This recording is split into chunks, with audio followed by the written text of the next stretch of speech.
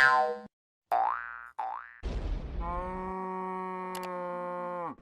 Gaming.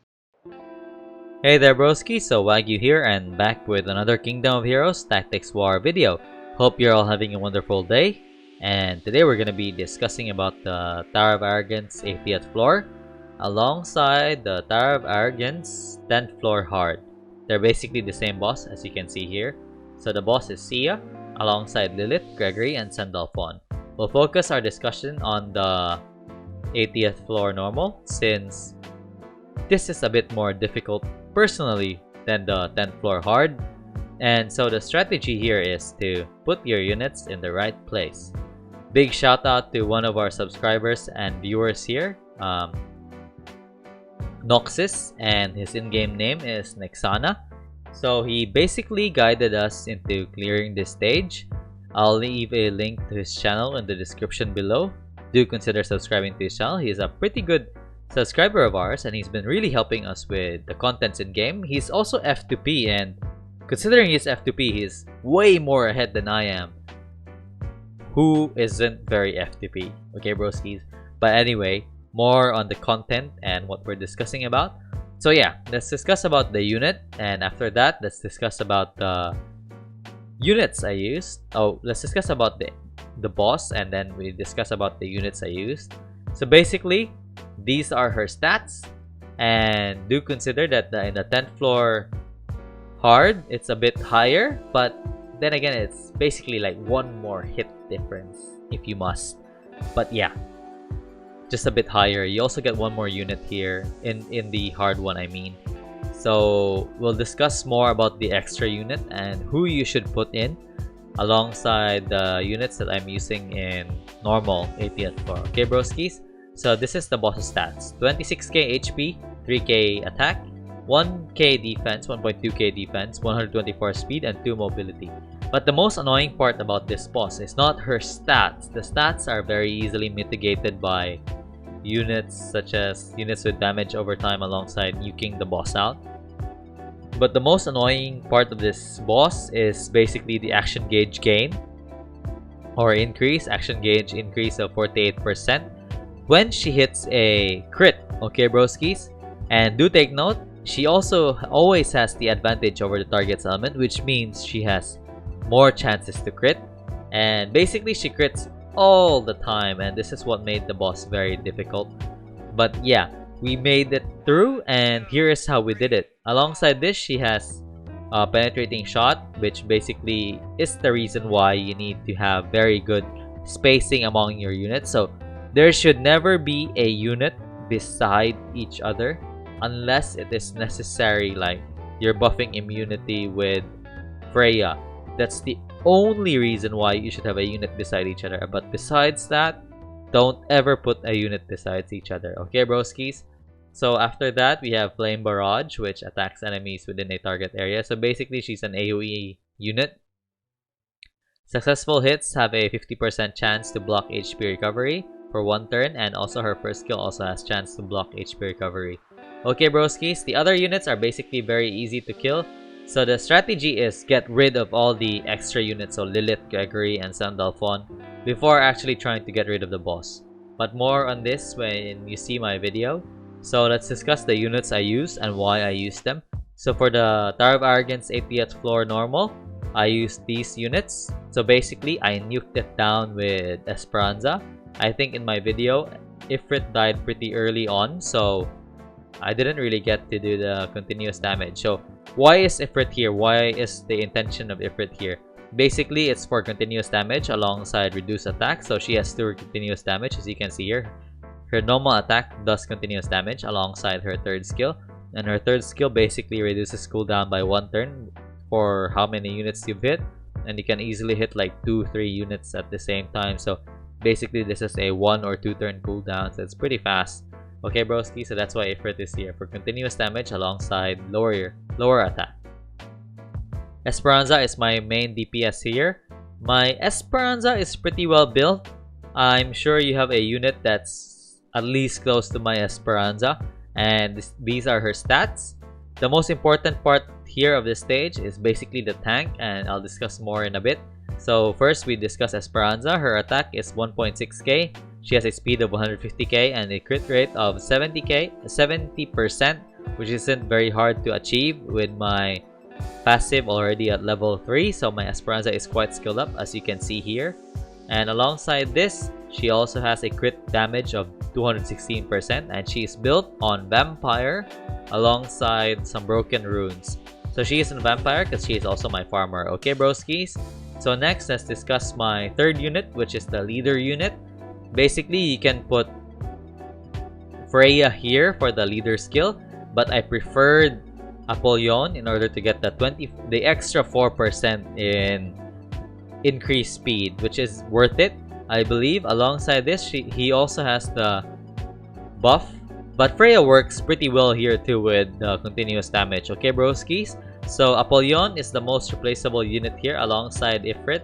So Ifrit can be any unit that can do damage to the boss and Esperanza, and Apollyon can be any unit who can increase speed alongside do continuous damage or buff your team. So basically Freya. I mean, all of us have Freya right now. Okay, broskis? So last but not the least, we have Ingwe. So Ingwe is here to be my punching bag. Basically, he takes on the hit from the boss, and he doesn't really do much aside from do that. Take hits from the boss. You'll see in the video on what I mean. And let's discuss as well the hard one. So there's a bit of difference on the strategy for the hard one. So basically, when you go to the Tower of Arrogance 10 hard, the difference is that Ingwe doesn't really attack, since when you do not attack in this game, do take note, this is a very big tip from me. And yeah, so if you don't attack with a unit, you get an increase in a boost in defense, I believe. I'm sure there's a buff that pops out when you don't do any attack. Okay, broskis? For your 5th unit, I'm sure you can see that basically I brought the same lineup in aside from Balder. So Balder is my healer, so she can be replaced by any healer with at least 200 speed. Okay, so your healer must be very fast. As you can see, she isn't even upgraded very well, only +6 in a lot of her runes and +9 in majority of her runes, only 1 rune at +12. So yeah, my Balder isn't very well built. So for transparency's sake, let's discuss some of my units' runes. So Apollyon has really good runes at +12. All is +12. Alongside my... oh, this one is +15. Alongside my Ingwe. Where is Ingwe? Ingwe disappeared. Apologies, bros, please. So yeah, Ingwe is here. My Ingwe is built on Vampire alone. I don't have the Revenge rune yet, since I don't have any Revenge rune runes that actually fit what I need. So my Ingwe is built on HP, HP, and HP, as you can see here. And I'll probably be doing a video versus on HP percentage versus flat HP. Okay, broskis? Good question by one of our subscribers here too. So yeah. So Ifrit, these are her stats. Really high attack and really high crit rate. And really high crit damage alongside pretty decent accuracy. Okay, broski? She's built on Explosion runes alongside Havoc. So she's pretty well built. Alongside this, last but not the least, we have Esperanza. So my Esperanza is built on Vampire, as I mentioned, and alongside some broken runes. So my Esperanza is used for farming, and that's why these are her runes. So she has pretty decent attack, crit rate, and crit damage. She has pretty dismal speed at only 150. Okay, broskis? So anyway, without further ado, let me show you guys the video, and basically I'll leave you guys to it. And if you do have any questions, as always, do leave a comment in the comment section below. I will gladly answer it. And do check out the video of me clearing the stage. It would help you a lot on the spacing and the strategy that I used, although I don't have a voiceover. So yeah, just leave a comment in the comment section below if you have anything that needs to be clarified. But yeah, thank you so much for tuning in, and if you haven't, leave a like to this video if it has helped you, and consider subscribing to our channel. I mean, I've been covering Kingdom of Heroes, Tactics War since launch, and I think I've been doing pretty good here. So yeah, if you do have any questions, yeah, that's it. So thank you so much for tuning in, and see you in the next video, broskis.